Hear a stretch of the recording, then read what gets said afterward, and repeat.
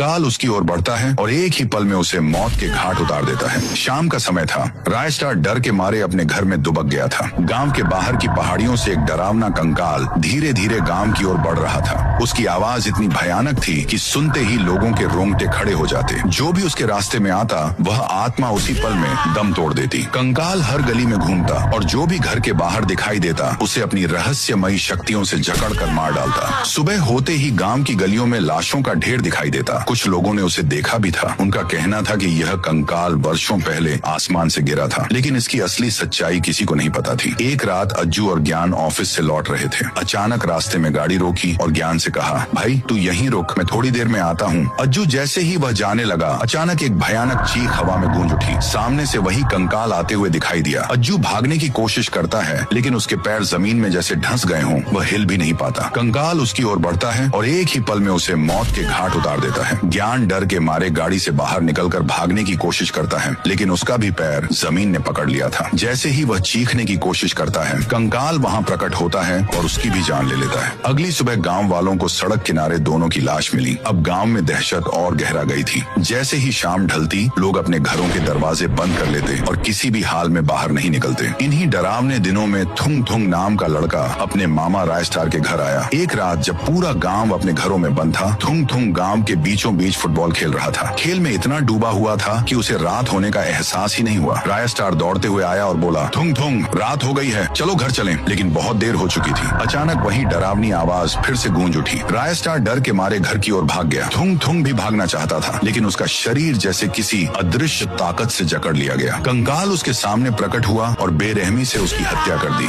रायस्टार ये सब अपनी खिड़की से देख रहा था, लेकिन कुछ कर न सका। थुंग थुंग की लाश को श्मशान ले जाकर जला देता है और रोते हुए कहता है, मैं तेरा बदला जरूर लूंगा। रायस्टार ने कंकाल का पीछा करना शुरू कर दिया। एक रात वह उसे श्मशान में जाते हुए देखता है। वहाँ एक पुरानी टूटी कब्र में कंकाल घुस जाता है। रायस्टार देखता है कि वह कब्र किसी भयानक चुड़ैल की थी, जिसे सालों पहले बाबा कालू ने बंदी बनाकर उस कब्र में कैद किया था। रायस्टार दौड़ते हुए बाबा कालू के पास गया और पूरी कहानी बताई। बाबा बोले, यह कंकाल उसी चुड़ैल की आत्मा से पैदा हुआ है। अगर उसे रोकना है तो आज रात जब वह आए, उसके सामने जाकर यह मंत्र पढ़ना, तभी उसका विनाश संभव है। रात के ठीक 2 बजे कंकाल ने फिर गांव पर हमला कर दिया, लेकिन इस बार रायस्टार डरा नहीं। वह दौड़ता हुआ उसके सामने गया और जोर जोर से मंत्र पढ़ने लगा। जैसे ही मंत्र की गूंज तेज हुई, कंकाल तड़पने लगा। आसमान लाल हो गया, बिजली कड़कने लगी और अचानक रायस्टार का शरीर चमकने लगा। वह बाबा कालू का रूप धारण कर चुका था। कंकाल चीखने लगा, हवा में भयानक कंपन होने लगा और कुछ ही पलों में वह जलकर भस्म हो गया।